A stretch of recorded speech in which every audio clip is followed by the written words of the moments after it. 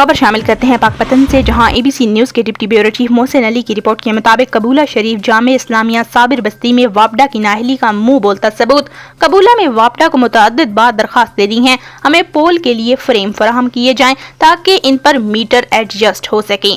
پول پر metre کی تعداد زیادہ ہونے سے میٹر زمین پر لٹک رہے ہیں جو کسی بھی وقت کسی بڑے حادثات کا شکار ہو سکتے ہیں۔ اہل محلہ نے میڈیا سے گفتگو کرتے ہوئے بتایا، ہمیں 1.5 ماہ ہو چکا ہے، ہم نے درخواستیں بھی دی ہوئی ہیں۔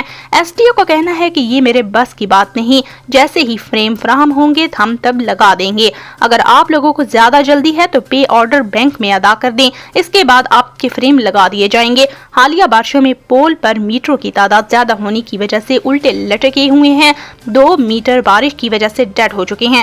اہل علاقہ کا مطالبہ ہے ایکسین عارف والا اس بات پر نوٹس